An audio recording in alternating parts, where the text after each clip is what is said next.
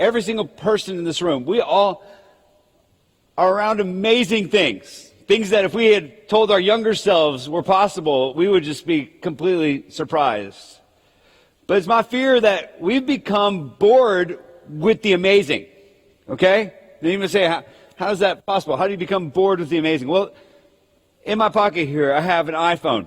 I think a lot of you have something like this in your pocket. Almost every single person's got a phone. Spend a lot of time staring at this thing, don't we? The other day, though, I was just pondering how much my life has changed since the phone became not just something you talked in, but a lot of other things as well. And I started thinking, like, how many things has the iPhone replaced? So I actually asked one of our team members to come up with this. Check this out. This right here is everything that your iPhone has replaced. I mean, we got a stereo system.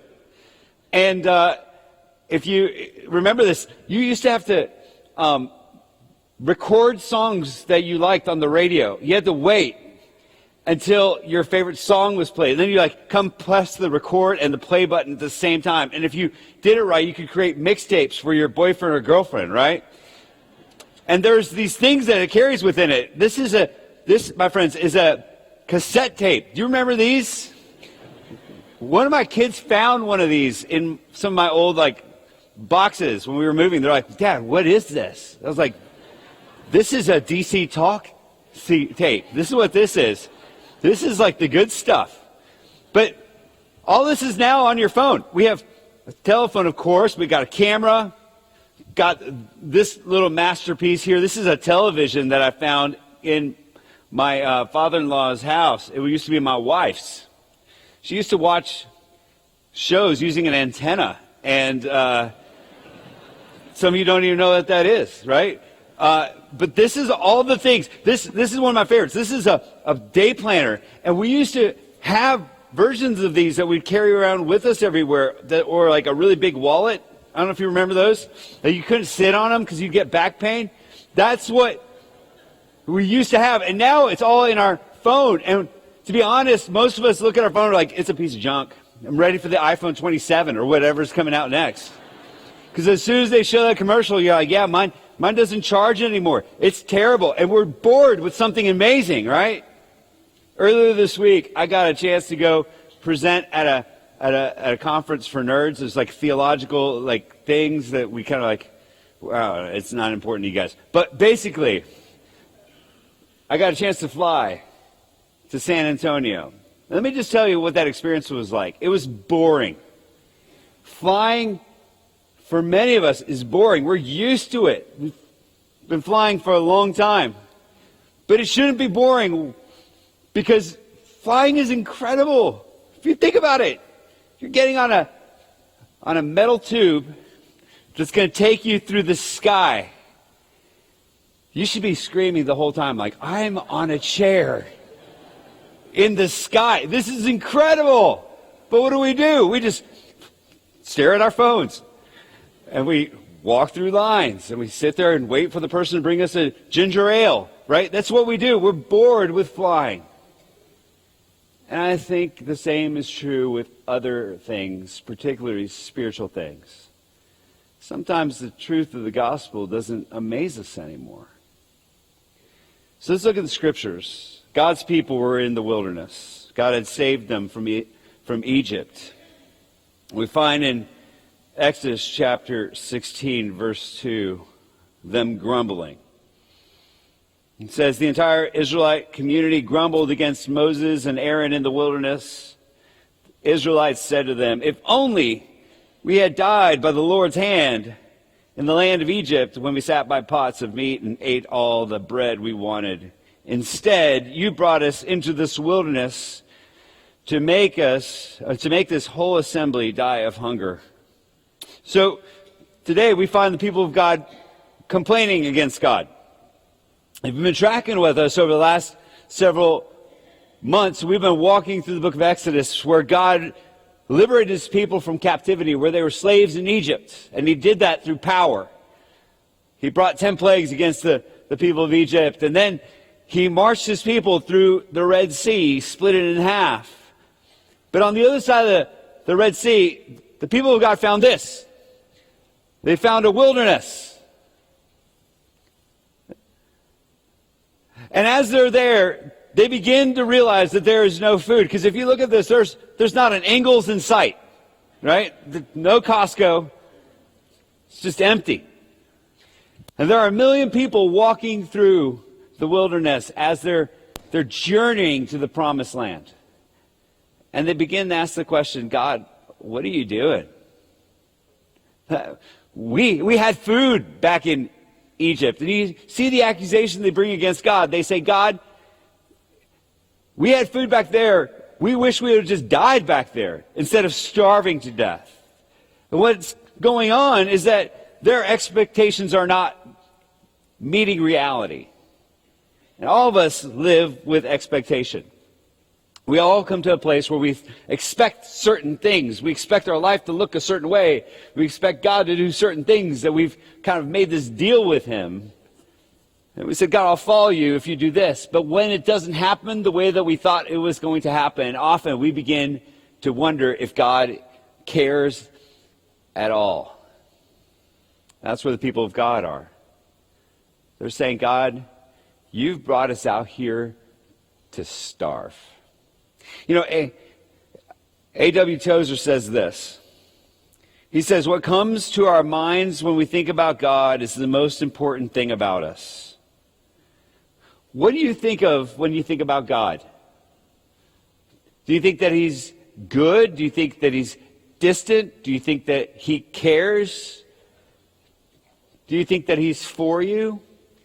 That's one of the most important things about you. But many of us have a deep-seated suspicion that God at some point will forget about us, or he'll punish us, or he'll bring us to a place and watch us suffer and just be like, yeah, it's tough, isn't it? The first lie that you find in the Bible is from the mouth of Satan. When he goes to Eve and he says, did God say that you would die if you ate from the fruit?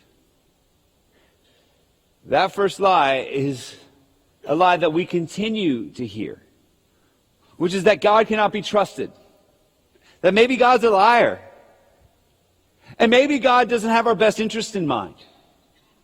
See, there's a false narrative that many of us operate under, which is that God doesn't care about me.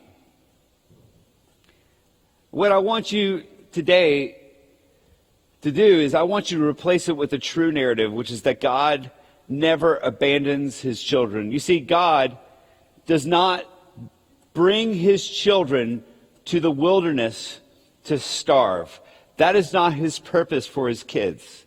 And what God is doing is he's transforming the people's identity. All they knew was slavery for 400 years.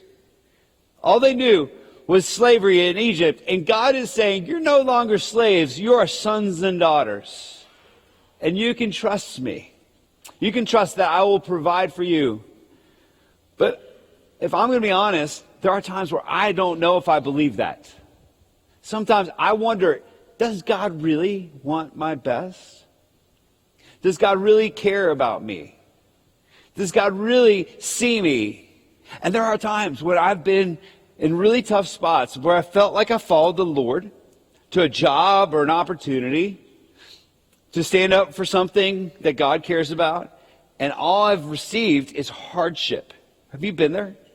You following the Lord faithfully, and you're like, man, I'm doing all the right things. I'm going to church, I'm giving, I'm serving, I've been good, and now I'm going through this really hard thing. And God, do you even see me? Do you even care? God, maybe you're not really for me.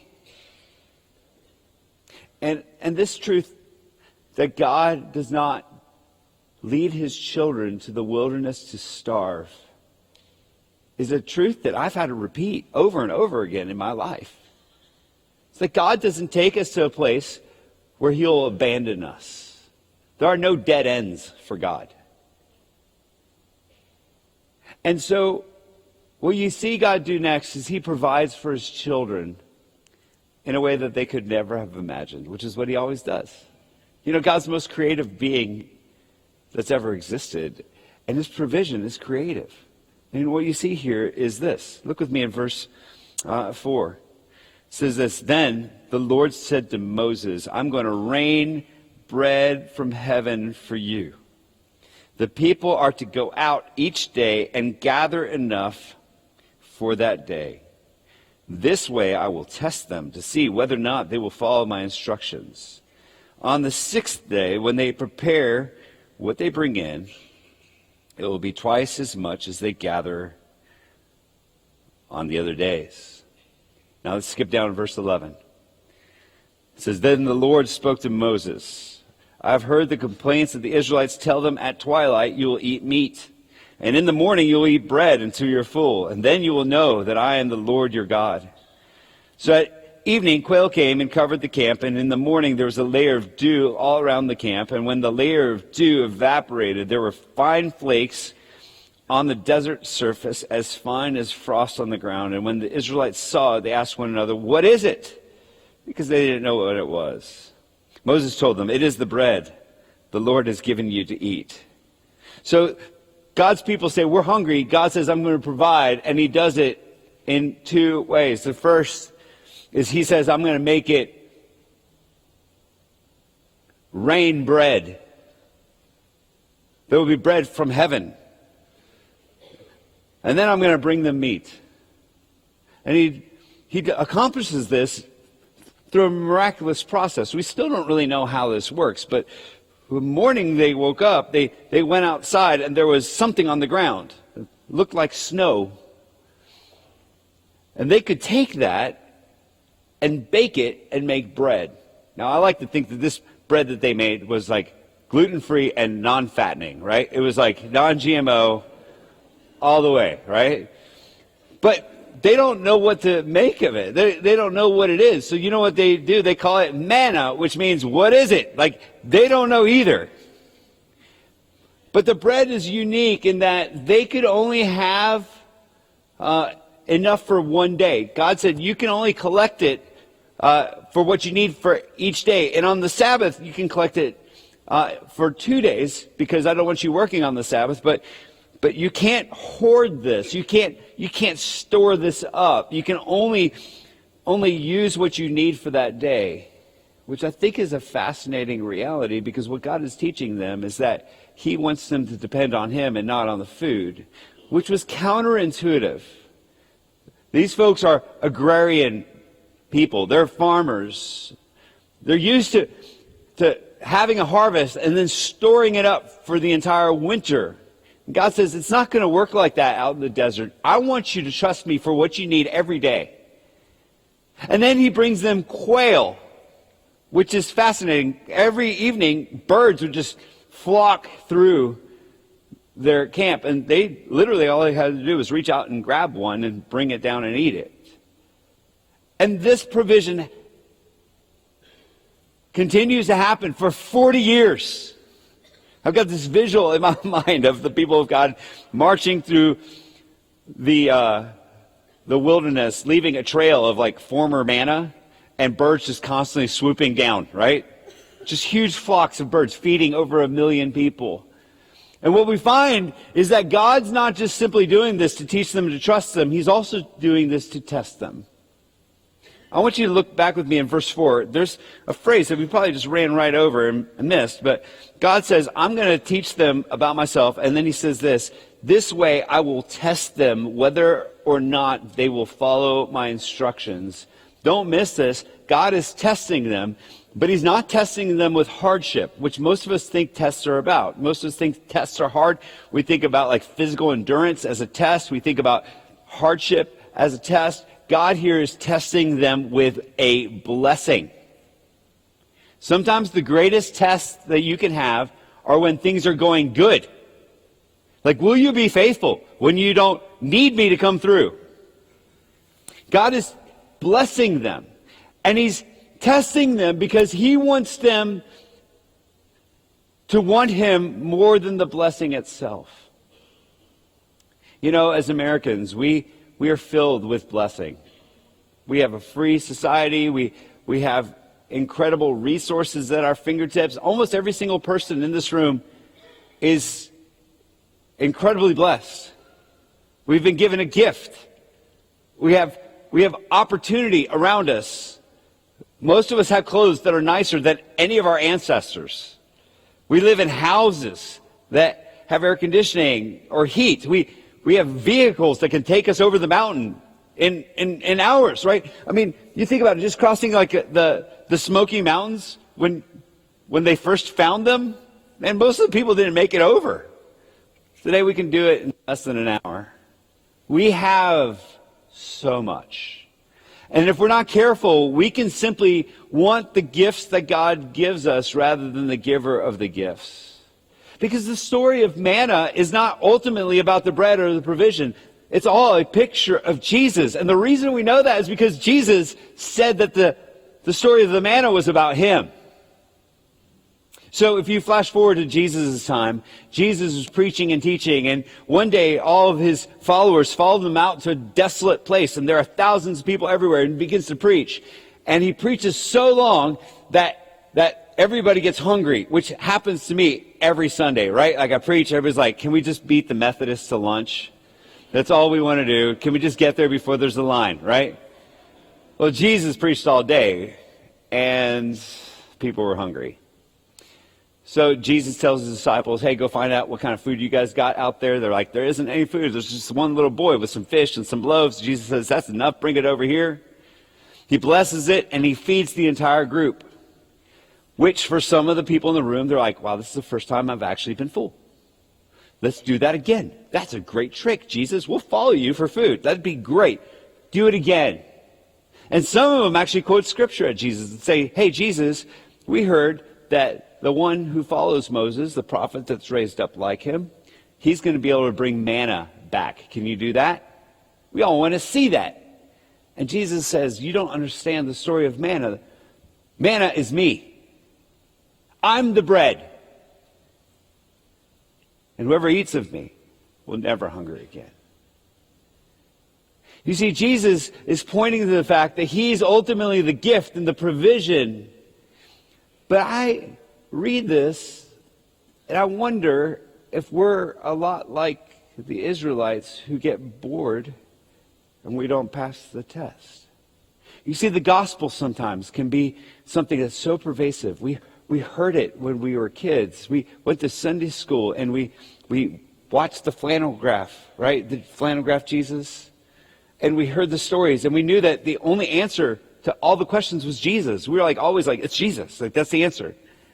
And we've heard about him through music and songs, and we've heard about the good news of the gospel, and we're like, yep, cool, teach me some theology.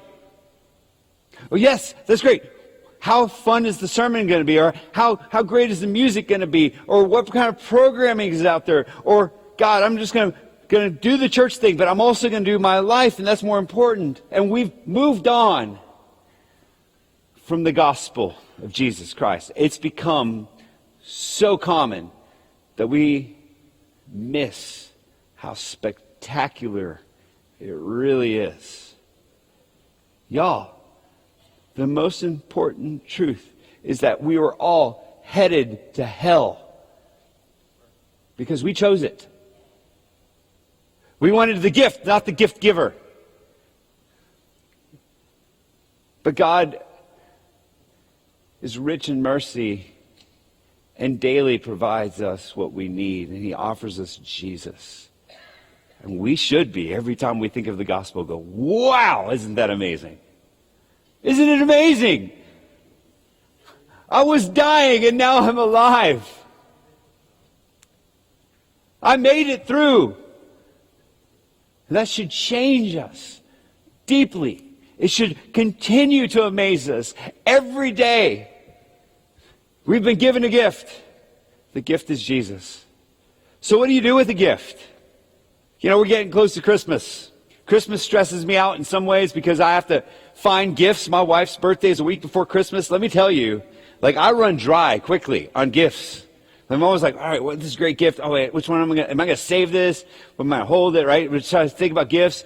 Kids love gifts. My kids are like, what are you getting me? They're like already hunting to see if there's any hiding places they don't know about. We love gifts. But what happens when you get a gift? What's the appropriate response to a gift? I mean, you could just be like, "Oh, okay, cool," and just take it. You could say, you know what, let's go halvesies on that and pull out your wallet and try to pay for it. Is that how you respond to a gift? Some of you are like, yes, no. No, that's the answer. The answer is no. You don't pay for gifts. What do you do when you get a gift? You say, thank you. Yeah, that's right. Thank you. Thank you for the gift. Thanksgiving's this week. We've been given hope, life, a new identity. We've been called to be God's children, His sons and His daughters. He has brought us to a place of flourishing. And even though it may feel like a desert sometimes, God doesn't take His children to a place where they will starve. He'll always provide for His kids. So the greatest provision is Jesus. And I don't know any other way to close out our message today is to give you space to say, God, thank you. Thank you. You know, sometimes we try to pay for the gift by our behavior. God, thank you for Jesus. Also, I'm going to add on to it. No, God's offered you a gift because He loves you. He offers you Jesus. You simply need to receive it and say thank you. Some of us have received gift of Jesus. It's been offered to us, but it's never made it out of the box. You'd be like, thank you for the gift, but I'm just going to keep it in my garage, or I'm going to keep it on my kitchen table. I'm not actually going to open it and receive it for myself. The best way you can say thank you is by saying, it's for me. I want Jesus. Some of you today may have never fully embraced Jesus Christ. You are 99% there. But you have not submitted to Jesus. You've not trusted Jesus. You've not claimed that He's called you to be His own. You've not said, God, I'm all in. My yes is on the table. I'm fully engaged. Today, the best thing you can do is simply say, God, my life is yours. So as we close our time of 120 seconds, simply a time where we just wrestle with what the Lord has put in front of us, what He's placed on our hearts. We've heard the scriptures, is simply this: thank you for Jesus. You know, we've been moving really quickly this year. We've been doing a lot of things this year. We've been getting our kids from place to place. We've been selling things that we've owned, or moving on from careers, or doing new things. And often we can get so busy that we don't say thank you. So I want to give you the opportunity to say thank you. As the team comes up and they play over us, simply reflect. Are you thankful? Are you still amazed? Or have you forgotten? Has the gospel become just another thing rather than the thing? Hey, if you've been far from God, if you've been disengaged from church, you've been far from the Lord today, the best thing you can do is to tell Jesus, thank you for the gift, and actually receive it. I just want to press just a little bit, if you just let me. Today, I know there's at least one person hearing me who's feeling the weight of the relationship with God. I don't know who you are, but you know that you've been running. Right now, the Spirit of God is pressing in on your heart, and you know it. During this time, if you want to pray and you want to give your life to God, if you want to recommit it or commit it for the first time, my invitation to you is just to do it. To just say, Jesus, I'm in. And when I pray, in just a moment, to kick off our time of 120 seconds, I want you to pray with me. Would you do that? Let's pray. Everybody, just close your eyes, just take a moment to say thank you to Jesus for what He's done. And for anybody today that's feeling God is nudging them, drawing them, would you pray this? Jesus, I believe in you. Jesus, I know that you've offered me a gift, and it cost you everything. Today, I choose to receive it. I want to come home. I want to be in. I want to not be a slave to sin anymore. I want to be a son, a daughter of the King. If you're hearing this today, you want to pray that prayer. My prayer is just to have you say this: Jesus, I'm in. No matter how far, no matter what it costs, no matter what it takes, thank you. I'll receive it. Thank you for watching today. Please hit subscribe to be notified when we share new uplifting content that will encourage you and help you grow in your faith.